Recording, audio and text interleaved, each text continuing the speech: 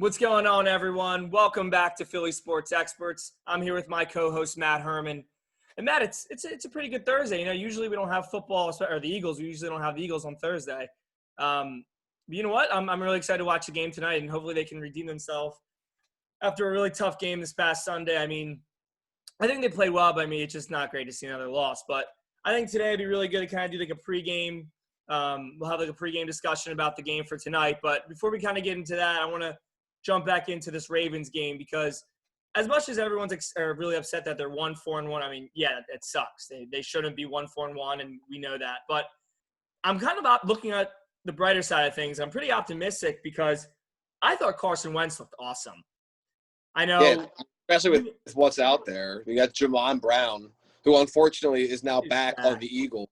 Yeah, active for tonight's game, and will probably wind up in at some point, knowing how this year's gone. So, yeah, I know we were talking earlier in the week how happy we were that we had to see his face around, but I mean, unfortunately, he's back. But if we look at the game this past Sunday, yeah, it was a tough loss, and we'll talk about the 2-point conversion because I think that was not a great play call by Doug Peterson. But I do think it was a missed block by Rodgers. I think there was a missed block in there. But getting into that game, I want to give this team a lot of credit because they had no right being on the field with that team, with the team they had. They were down to their third strings a lot of the time, and I was really happy to see kind of Carson Wentz really kind of continue his success he had prior to that game.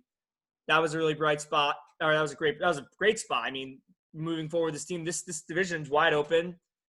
So, I mean, who knows with this team? I mean, I think tonight could be I think last week was kind of like a moral victory almost. I mean, I know there's moral victories in football, but that was a great way to see them kind of build off that. And hopefully Carson Wentz can kind of continue this trend. And it looks like we have a number one receiver almost in Philadelphia with Fulgham coming out of nowhere. So I kind of wanted to hear your interpretation of this game this past Sunday. Yeah, I mean, my main takeaway was, we talked about, obviously we didn't get the win, but we talked about 2 weeks ago, hopefully Carson continues to build on, he's been, gaining some confidence. And he did make that bad play, where, the fumble or whatever. But, that's not as bad as, like, just a wide-open interception. But I think he continued to play better. I mean, I don't know if you saw Pro Football Focus posted today that he's the 9th highest graded quarterback over the last 3 weeks, which, is like that's where we need to see. Which is great. I mean. And he still has a lot of room to keep improving there. Oh, we're getting Lane Johnson back. Matt Pryor will be an upgrade. Well, no. Did you see the report? Herbig's moving back to right guard, and the rookie. Oh yeah, I did see that. The other rookie, I can't think of his name. Yes, he is starting at left guard tonight, which I'm actually kind of excited to see this kid play because he was. I mean, didn't he have like a 3rd round grade on him before he got hurt or something in college? And keep in mind too, through the training camp and early in the season when they were backups, he played next to Mailata, a lot in practice. So hopefully, there's a little chemistry, already there that wouldn't have been with, like one of those guys, the free agents we signed, like Jamon Brown, or, so hopefully, there's let's speak of Jamon Brown real quick. Not only did he almost get his quarterback killed, in the middle of the play, he had the audacity to fix his gloves and look like, his job was done. He did nothing. And you see in the background of the video, Carson Wentz is running for his life, and this guy's just standing there like, wow, look at me. Let's not forget that he also recorded his own sack against Carson Wentz, where he, in effort, I don't know what he was doing, trying to hold him up or whatever, basically sacked Carson Wentz. He got thrown in the air by Calais Campbell, literally in the air one time. Defensive player of the week. Yeah, I mean, Calais Campbell's an animal. Like, that's where you need Brandon Brooks if you want any chance of stopping him. Yeah. Speaking of Brandon Brooks is ripping 30-inch box jumps right now. I did see that. Could you imagine if we got him back towards the end of the year? Yeah, honestly, like, unless we turn things around, I don't want him to come back because I think that would be a little crazily rushed for an Achilles injury. Yeah, no, it would be. It would be a lot. Especially when it's not easy to recover from an Achilles injury, especially 350 pounds. What am I saying? I've never had that injury. I have no clue what that recovery is like.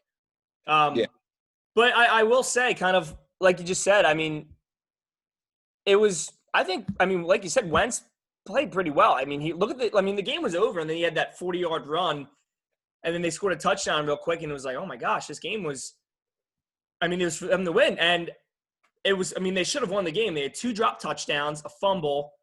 And, I mean, I know people are going to talk about the throw. Missed field goal. Yeah, missed field goal. He's been brutal last couple games. I don't know what to do. Both the field goals he missed were over 50 yards. And the one in Pittsburgh would have been the longest field goal ever made in that stadium. I know. Yeah, I remember you were saying, yeah. So, I mean, they almost got to give him, like we could have taken the shorter field goal earlier in the game. One, it's 3 points was a difference in that game. Maybe you should have gone for the field goal there and, build some confidence in your kicker coming off missing a big kick the week before. Yeah, no, I agree. And, I mean, here's the thing, though. The game shouldn't have come down to Jake Elliott. If Miles Sanders, I understand people are making sense of that throw that Wentz made to Sanders over the shoulder. Miles Sanders turned the wrong way. He turned the wrong way. That was a great throw, I think, and he just dropped it. And then Hightower, I mean, luckily he did redeem himself later in the game with a nice catch down the field. But, I mean, that was another – I mean, if you look at it, he dropped and fell. But, I mean, if he was in – he would have been in stride if he caught that ball. It would have been a touchdown.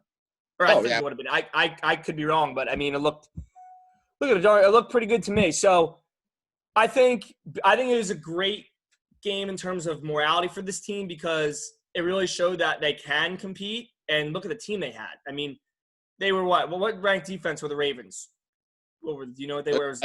I think coming in, I think they were the number 1 team in the league. Yeah, I mean, I think they can only go up from here. So I'm really interested and excited to kind of watch this game tonight. Not only it's a Thursday night, it's a good night to watch some football, and also we get to see if they can get a win and get back and taking over this division. So let's tune into the game for tonight. Like we said, it's a division game. It's a really big game for Carson Wentz. It's a big game for this team to kind of jump back. But I kind of have 3 takeaways, 3 key points, I think, for this team in order to get the win. These 3 things need to happen. My first point is the offensive line, needs to kind of hold up tonight because they have a very good defensive line. They have a good pass rush. And with the offensive line performance they just had this past weekend where Carson Wentz was getting hit left and right, I think if the offensive line can kind of come together and hold their own and give him time to throw the ball, we've seen that Carson Wentz can do that when he's time. Look like a Fogle in the last 2 weeks. So that's my number 1 point. My number 2 point is just Carson Wentz, the continued progression of Carson Wentz. If he can kind of continue that performance he had this past Sunday and the week before and kind of just build off that, because if he continues to build, I mean, that's right there. He's the best division. He's the best quarterback in our division. So that should take care of itself. And my third thing is related to that is I want to see Travis Fulgham have another big game. I think if Wentz is going to have time, he's going to look for him downfield. So I feel like Fulgham should have another game and continue to prove heads wrong because people thought it was more of a fluke game the first one, but he had 75 yards last game. Yep. So I'm really excited to see if he can kind of build and continue to take those next steps of being a receiver. So those are my 3 key points for the game tonight. I want to get kind of your feed or your ideas of what the Eagles need to do in order to win this game tonight. Yeah, I mean, I think, there's the obvious ones like offensive line. It doesn't matter what game it is. They got to play well. But, I mean, for me, I'm looking to see, like Ertz went out last week. Goddard's still out. We saw Kroom, like, out of nowhere catch a touchdown in that game. Yeah. We saw Richard Rodgers with a nice catch. And tight ends have historically been a very big part of Doug Peterson's offense. I'm looking for Carson to, kind of like, short passes, just like, get completions to those guys early, get the ball rolling early in the game.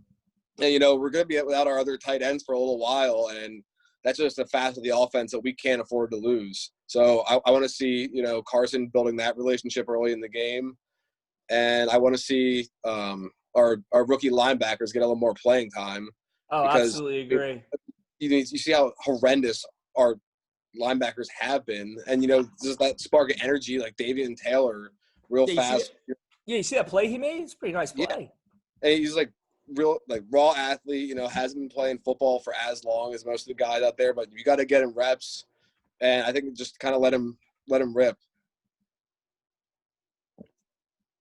Yeah, no, I absolutely agree. I mean, they have nothing. What do you have to lose? You're 1-4-1. I understand the division is still up in the air. But like you said, he's a young guy. Let the kid play. I mean, why don't you let him and Bradley play? Because Nathan Gary showed you absolutely nothing. He's a joke. He's horrendous. Yeah. And then the other linebackers they're brutal too. I mean, when's the last time the Eagles had a legit linebacker? Oh, well, yeah, he's the quarterback. Or sorry, not the quarterback. He's he's the captain of the defense for the Arizona Cardinals, who's an absolute stud. So you took a 3rd-round pick on him. So, I mean, I think that's, like you said, I think that's another good point. I also think, obviously, the division's weak right now. We got to win games to try to make it to the playoffs. But, you look at, where this team stands and, if you want to have any chance of being competitive, you got to, develop some of those younger players because you're not going to get all of the injured veterans back at a time to, actually make a push. You got to start incorporating them into the main rotation and, hope that they can, build something going forward. Yeah, no, absolutely. And your point on the tight ends, I think because the lack of tight ends we have right now with Ertz and Goddard out, I'm kind of interested to see if Jalen Hurts actually plays a bigger role tonight. Or do you think they're going to use him in more packages like that or kind of what they did last week? Because, I mean, he did provide them a really nice spark because the team was kind of down in the dust. We didn't know what's happening. Even just running, I think, that extra option in there of, is Hurts going to throw the ball? Is he going to run the ball? Yeah. And, having 2 guys on the field at the same time that can, make a great pass or, scramble for 15, 20 yards at any given moment. I think that's, in an offense that has lacked, a little bit of a spark, that can be a very dynamic presence. Yeah, no, absolutely. And I know the Eagles have lost the past 2 weeks, but, I mean, they were up against great defense. They put up 29 and 28 points. I mean, I feel like they should have they put up, 28 points against the Ravens? It was 28, right? Yeah.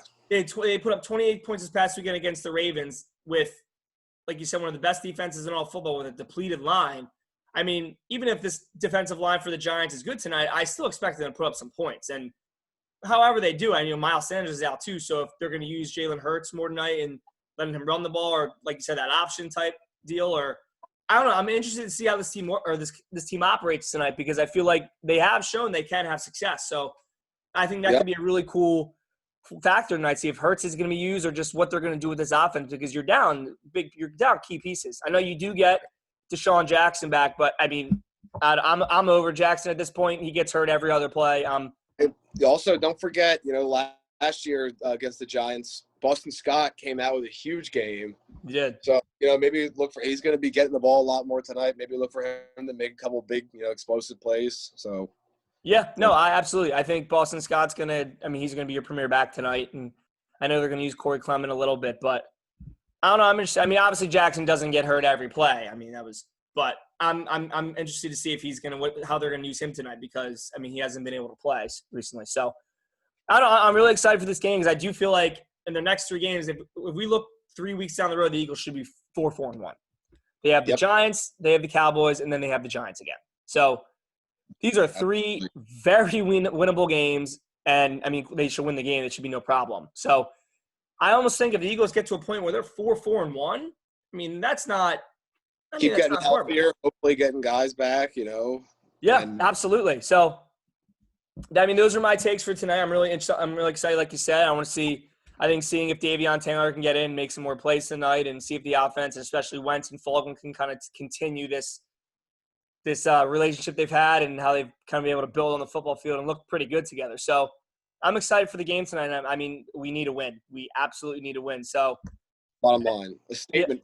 I think it would be huge too if they won by 2 or 3 scores at least. It would be great. Where they'd be like, okay, we can do this.